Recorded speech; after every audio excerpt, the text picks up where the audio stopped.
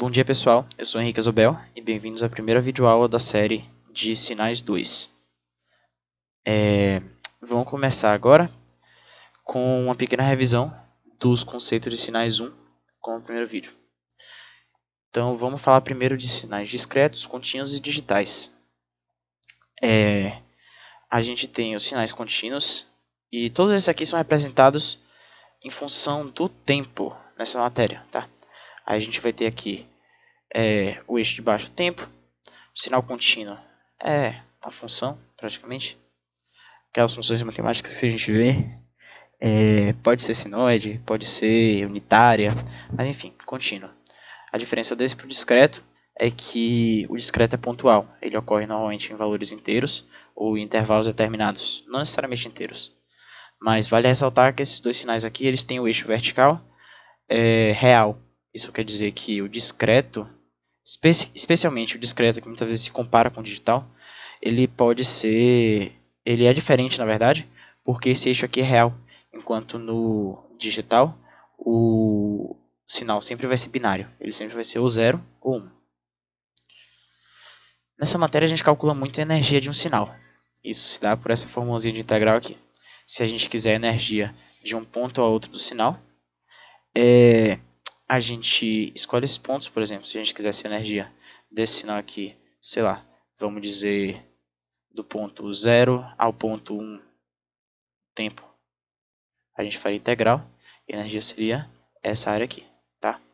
Agora, energia do sinal, vale ressaltar que ela não é necessariamente o que a gente chama de volt, nem watt, nem ampere, não cai exatamente nesses campos.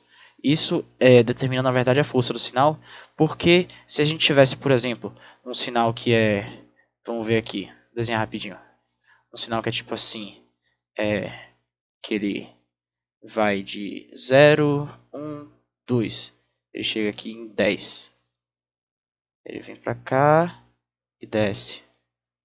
Gente, era para ser linha reta, perdão a imprecisão. Mas enfim, tá entendível. Isso aqui é o tempo, isso aqui é o sinal, a amplitude do sinal. E aí a gente tem outro sinal aqui, que ele seria, por exemplo, ele vem até o 3, e ele tem amplitude 3. Botar X não, botar sinal H. Pronto. E ele funciona assim. 3, 4. Bora dizer que ele vem até aqui assim, até o 4. Pronto.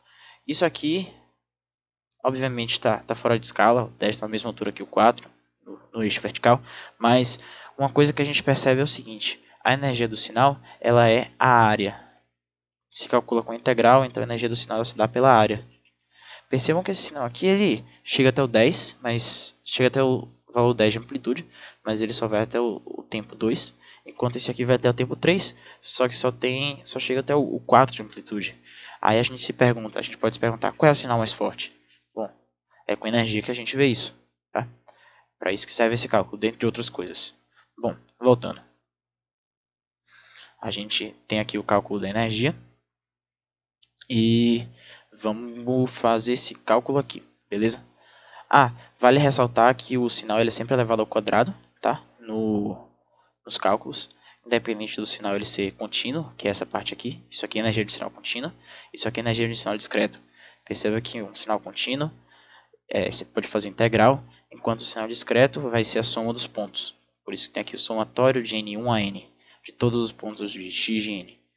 E em alguns livros pode aparecer assim, ó, pode aparecer módulo aqui, mas a gente não trabalha inicialmente com alguns números que requerem módulos que, se eu não me engano, são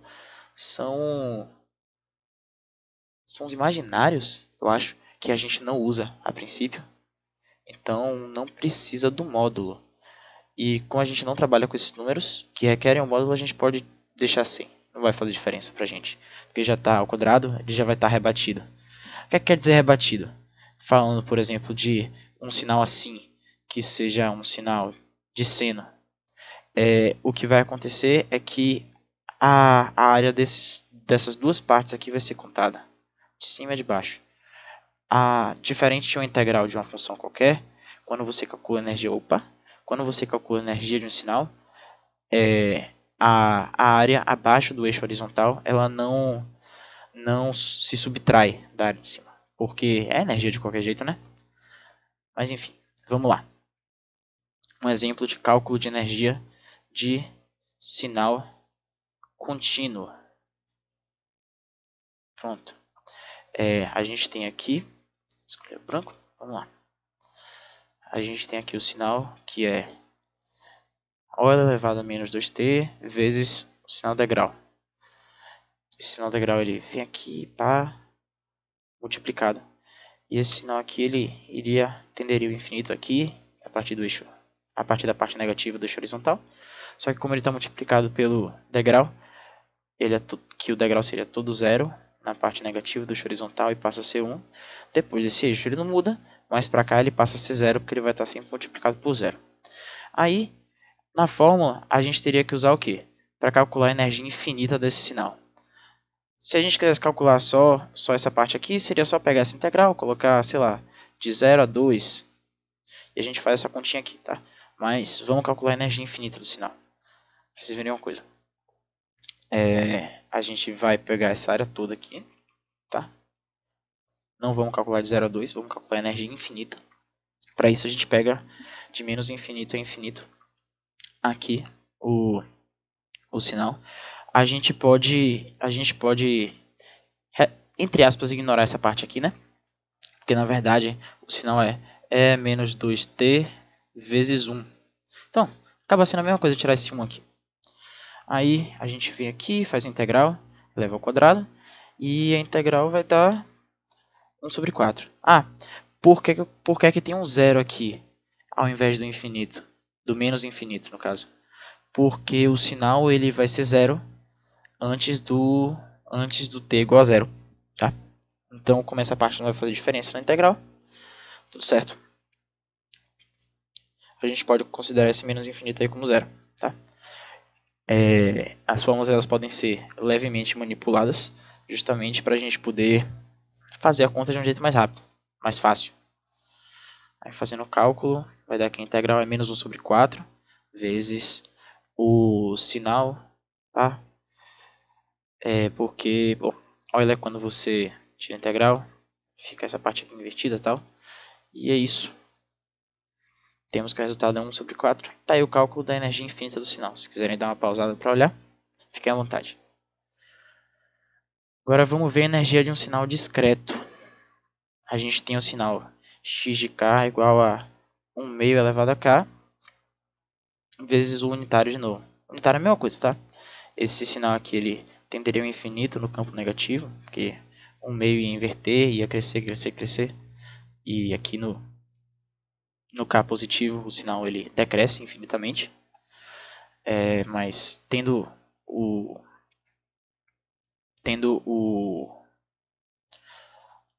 sinal degrau, que vem do zero aqui, aí sobe, aqui no zero, ele vai para 1. Ele continua sendo a mesma coisa, na parte positiva e na parte negativa ele passa a ser zero. Vou sinalizar aqui o de t, beleza. A gente sabe que a energia infinita é o somatório de todos os pontos com o sinal elevado ao quadrado, tá? Então, de menos infinito a infinito, só que de mesma sorte, a gente percebe que com esse degrau unitário aqui, a gente pode contar, fazer esse somatório a partir do zero, porque antes do zero tudo vai ser zero também, então não vai fazer diferença na soma. Então a gente tem uma soma de que o sinal, na verdade, como ele vai ser somado elevado ao quadrado, a gente vai ter 1 sobre 2 elevado a 0, mais 1 sobre 2 elevado a 1, mais 1 sobre 2 elevado a 2, tá? Só que tem uma regrinha matemática, no que tange a somatórios infinitos, que diz o seguinte: quando o módulo de x é menor que 1, e a gente tem um somatório do formato 1 mais x ao quadrado, mais x ao cubo, esse somatório ele vai ser igual sempre a 1 sobre 1 menos x, tá? E nesse caso aqui, o x ele é menos 1 quarto, tranquilo? E aí, fazendo essa conta aqui, vai ficar 1 sobre 3 quartos, dividindo 1 sobre 3 quartos, fica 4 terços, e essa é a energia total do final, ou do sinal. A energia infinita do sinal, tá? Uma coisa que vale a pena ressaltar. Percebam que esses sinais eles têm energia finita, tá? Por exemplo, quando você pega aqui um sinal que é o... Opa! Quando você tem um sinal que ele é integral, por exemplo, que ele parte do 1 e segue até o infinito aqui, daqui ele tem 0. Se você for fazer a integral disso aqui, você vai perceber que a energia é infinita, né? Porque ele vai ter uma área infinita. Não importa quanto para frente você vai, ele sempre vai ter essa área aqui, tá? Então, existem sinais com energia finita. E esses tipos de sinais a gente chama de sinais de energia, tá? Porque esses sinais eles vão ter potência zero. Eu ainda não cheguei a falar sobre potência, mas é o seguinte: sinais que têm energia finita são chamados de sinais de energia, e sinais que têm energia infinita são chamados de sinais de potência, tá? Agora eu vou explicar por quê. Um sinal de potência ele vai ser sempre assim, percebe-se aqui, como eu falei no início, que esse, sobrou até um risquinho aqui. Esse sinal ele vai ter sempre área, tá? Independente de como para frente ou como para trás a gente vai no T. E o cálculo da energia, bom, a gente sabe que vai ser infinito. A gente não precisa demonstrar isso, tá? Mas a potência ela é calculada da seguinte forma. Primeiro eu falo do conceito, tá? Potência é uma coisa que dá para associar com energia média, tá? E o que é que isso quer dizer? Você pega um intervalo do sinal, tá? Isso é mais fácil de entender com sinais periódicos, por exemplo, esse sinal aqui de cima, que é um sinal senoidal, tá? E aí você pega, por exemplo, o período dele, vamos dizer aqui, que é de... Isso aqui é menos 1, na verdade, menos 1 não. Desenhando aqui o círculo trigonométrico, a gente tem que seno, ele, quando é 0 é igual a 0, π sobre 2 ele vai ser igual a 1. Aqui em π ele vai ser igual a 0. Em 3π sobre 2 ele vai ser igual a menos 1. E em 2π ele vai voltar para 0. Então o período dele vamos colocar aqui que é 2π. Isso aqui é 0. Isso aqui é π. Isso aqui é igual a 2π. Tá? Seria suficiente apenas a gente pegar nessa conta aqui, substituir esse t, que seria o t de período, por 2π. Porque como o sinal vai repetir essa fração aqui infinitamente, a gente descobre qual é a potência dele através disso. Tá? A gente pega a energia média fornecida por sinal. A energia média fornecida por sinal. Tanto que a gente tem aqui, ó, a parte da energia com algumas coisinhas adicionadas, que é a questão do período. Tá aqui a fórmula para a potência. Tá? E vale ressaltar, chega até a escrever aqui, para qualquer sinal periódico pode-se calcular a potência sem usar o limite, usando o período do sinal. Por exemplo, ficaria 1 sobre T0, e aqui a gente teria T0 sobre 2 e menos T0 sobre 2. Tranquilo? E aqui é o sinal. Percebam que a integral ela é igual da energia, tá? Só que tem essa questão de escolher um período específico para poder calcular, né? Porque a gente vai ter assim a energia média. E só ressaltando, porque eu falei que existem sinais de energia e sinais de potência, tá? Falando de um ponto de vista conceitual, quando você tem um sinal assim, que ele, sei lá, vem de menos 1 até 1, chega aqui em 10, diga-se de passagem, e depois ele segue 0, até o menos infinito até o mais infinito.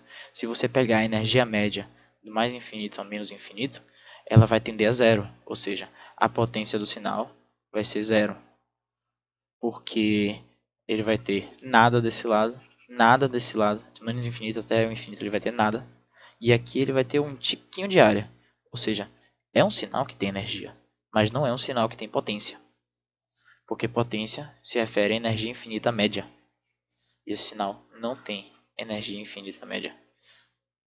Quer dizer, a média é zero, no caso, então a potência é zero. Então, a menos que um sinal tenha energia infinita, se um sinal não tem energia infinita, a potência dele vai ser zero, tá? Então, vamos lá. Vale ressaltar também. Para sinais discretos, a gente tem essa parte aqui, ó, que seria um somatório, tá? Que funciona muito parecido com o quesito da energia para sinais discretos, tá?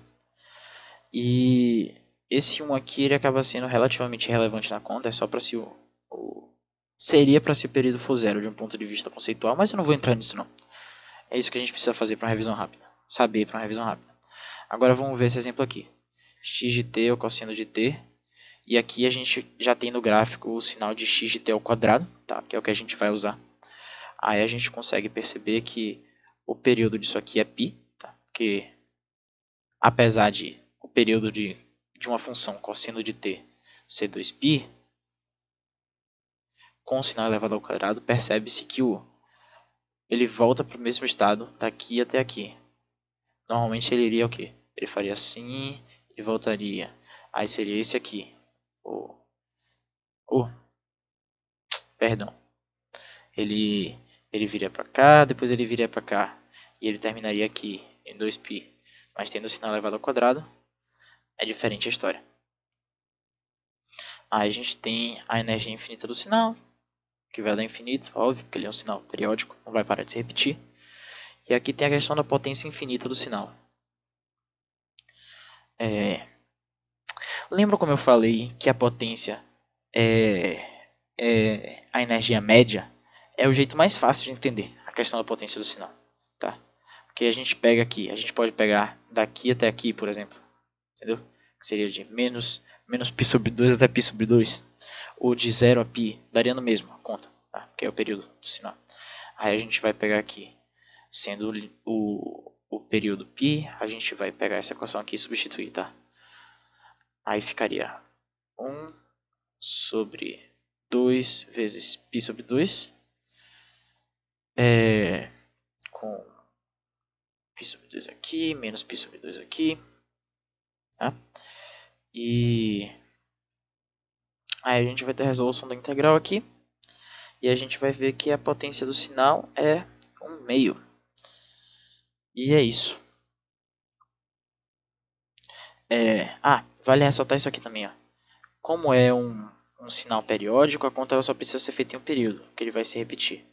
Realmente, se o sinal não fosse periódico, a potência ela teria que ser feita, por exemplo, ela teria que ser feita com o sinal inteiro, tá? Aí se tivesse um sinal que fosse assim, por exemplo, aqui ele é unitário, até menos infinito ele é unitário, até menos infinito ele é unitário, e aqui ele cresce infinitamente, com razão de x, com um ângulo θ aqui, cuja tangente é igual a 1. Pronto. Aí realmente a gente teria que pegar o sinal inteiro, mas tendo o sinal periódico, como ele vai se repetir sempre, a gente está falando de energia média, só precisa de um período. E bom, essa é a parte de revisão de conceitos de sinais. Agora vamos para a parte de transformação de sinais.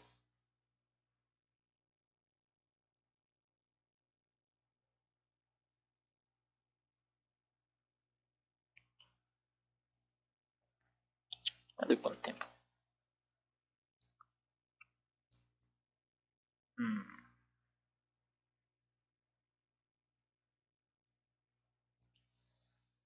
Pronto.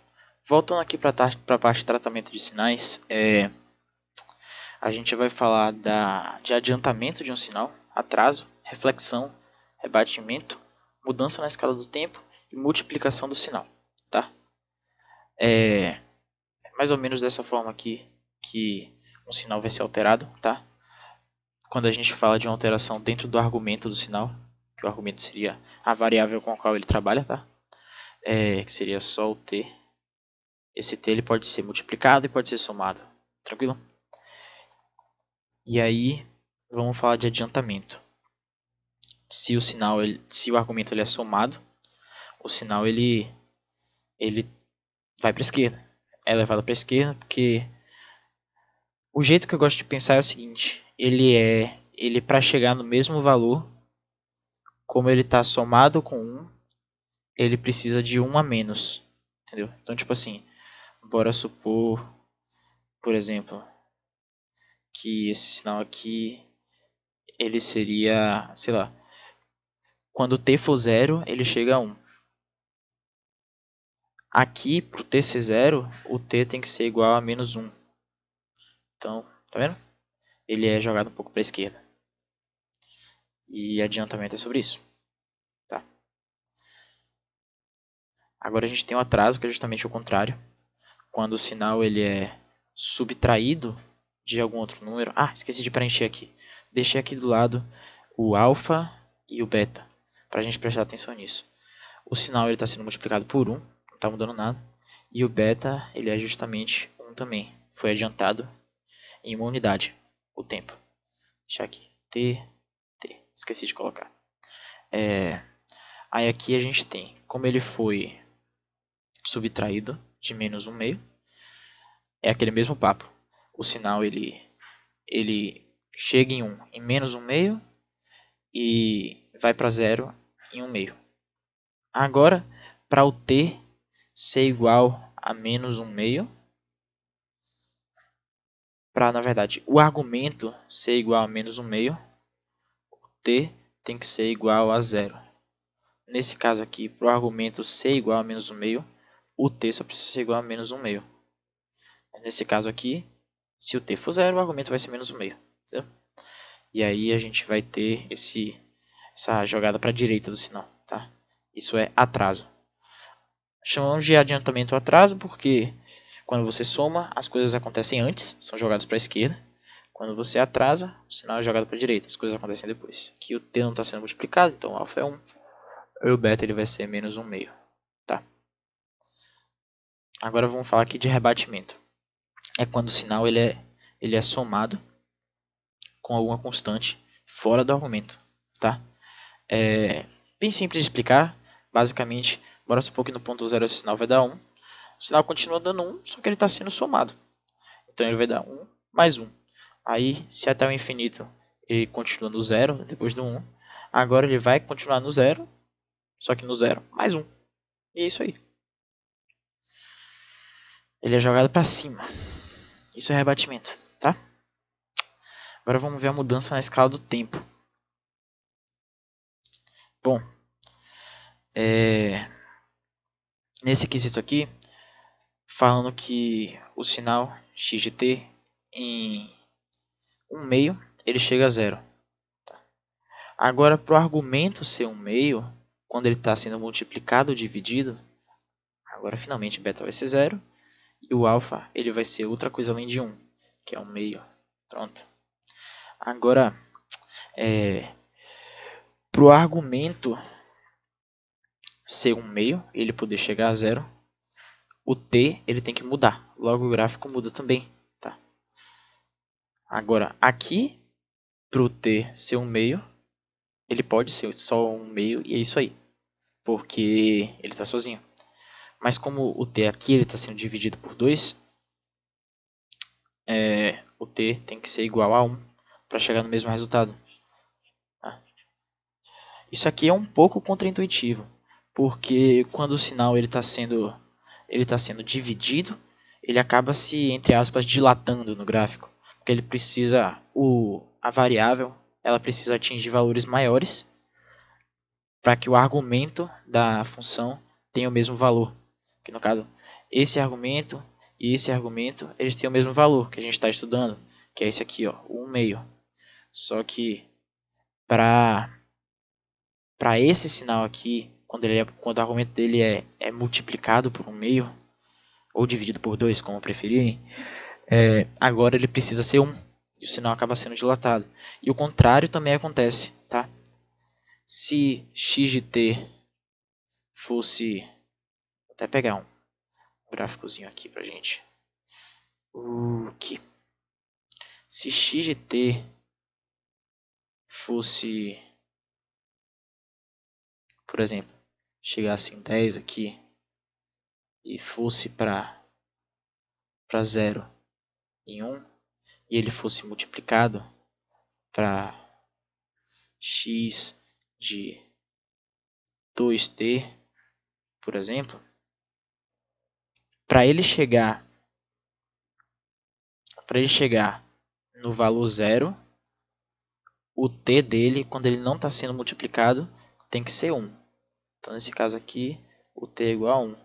Agora, para esse t, para 2t ser igual a 1, o t ele tem que ser igual a 1 meio. Isso aqui é um jeito fácil de você descobrir o que, vai acontecer com o sinal. O argumento ele precisa ser igual, tá? Esse 1 aqui representa esse 1 aqui. Só que o negócio é que o valor de t vai mudar. E isso aqui acaba mudando a escala do tempo, justamente por causa disso. Porque o t ele tem que se adaptar à questão de estar sendo multiplicado.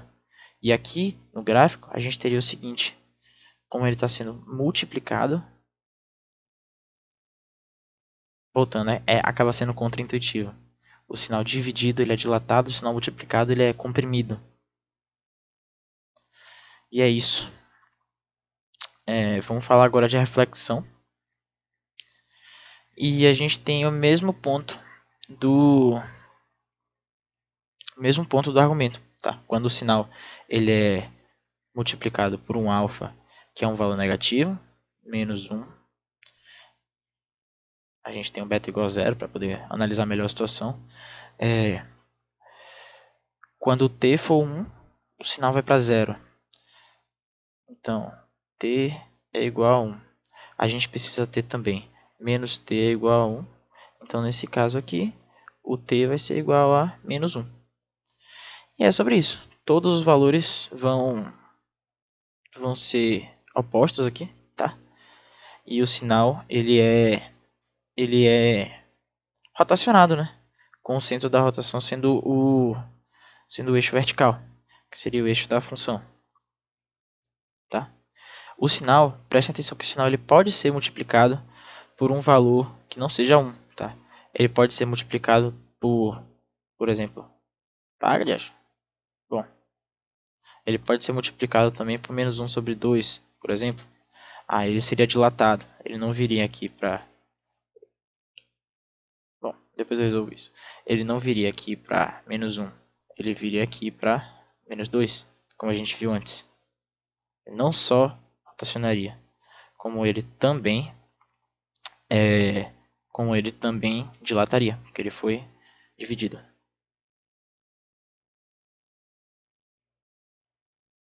Testar a borracha aqui agora. Não sei porque não está funcionando. Mas, enfim, problema para outra hora. Aqui a gente tem um exemplo, tá? O negócio é o seguinte: o sinal ele está sendo multiplicado e está sendo somado, tá? O alfa é menos 1 e o beta ele é 1 ou mais 1, como quiserem chamar. E o sinal ele vai ser adiantado e invertido. Agora preste atenção no seguinte: a depender do que eu faça aqui, o sinal vai ter um formato diferente. E qual é o formato certo? Eu deveria rotacionar ele e depois somar? Ou o contrário? O que eu vou recomendar é o seguinte: primeiro ele tem que ser somado, tá? Para depois ele ser o invertido, o dilatado, o rotacionado, enfim. Vocês entenderam? Invertido e rotacionado, eu estou chamando a mesma coisa, tá? E aí o papo é o seguinte: isso aqui, esse alfa que multiplica o t, eu chamei ele lá em cima de mudar a escala do tempo, tá? Isso se dá pelo seguinte motivo: quando você multiplica o t, esse adiantamento de mais 1 aqui, ele se refere a um adiantamento na escala de tempo normal, tá? Então, por exemplo, se eu Se eu primeiro invertesse o sinal, ele ficaria assim. Sim, assim, né? Assim com as listras aqui. E depois eu adiantasse, ele ia vir... Calma. Opa.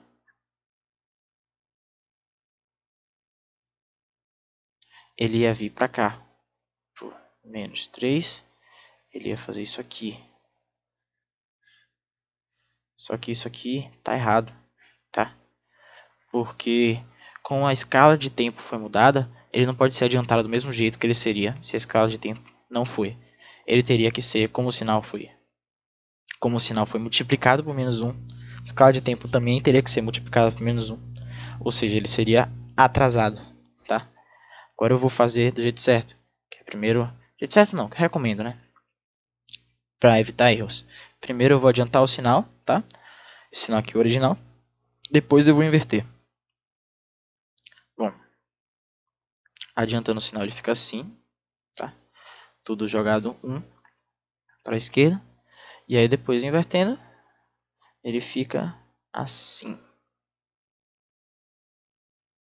Essa é a forma certa do sinal, tá? Agora, é isso. Lembra que eu falei da escala do tempo? O negócio é o seguinte, ó. Se lembrem que essa aqui é a forma certa do sinal. Opa, opa. Essa aqui é a forma certa do sinal, né? Pronto, beleza. Deixa eu selecionar isso aqui. Dar um Ctrl C.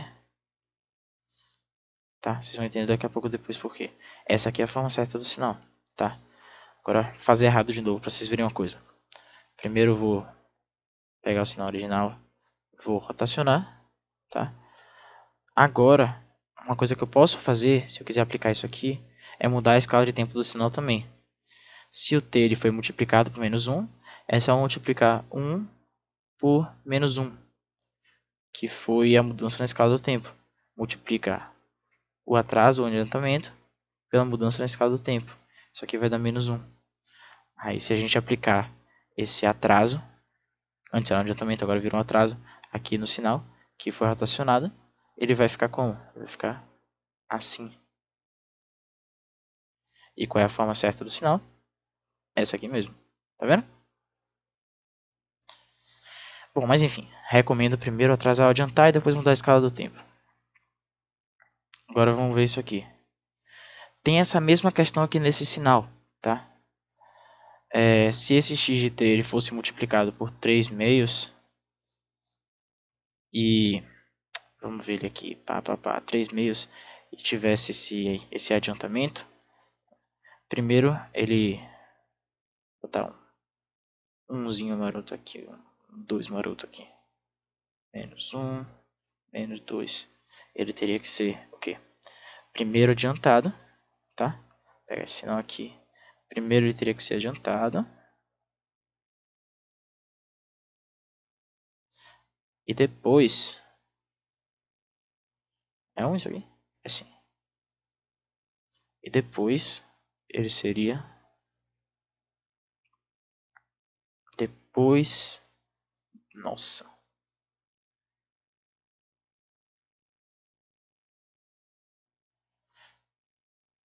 depois ele seria multiplicado, depois a escala de tempo mudaria. Se vocês quiserem, dá para pegar o sinal, multiplicar primeiro, que é mudar a escala de tempo, e depois atrasar ou adiantar. Só que esse atraso ou adiantamento eu teria que ser também multiplicado por essa mudança aqui, tá? Para isso dar certo. E é isso. Ele foi multiplicado. É isso aí. Ah, detalhe. Para você saber direitinho o que acontece com o sinal, vai mais uma dica que eu já falei antes, mas eu vou falar de novo. Nesse sinal aqui de cima, quando antes de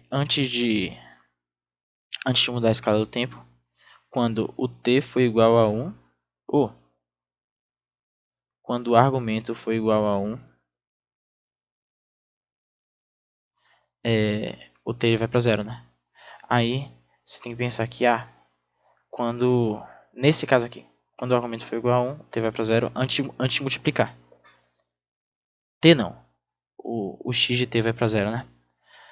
Aí, se você quiser saber, depois que multiplicar vai para onde? Você pega o argumento, agora é 3 sobre 2t é igual a 1. E é por isso que t tem que ser igual a 2/3. Isso se aplica a todos os valores. Bom, é isso, galera. Espero que vocês tenham gostado. E fiquem ligados que vai sair mais conteúdo. E valeu, pessoal. Até a próxima.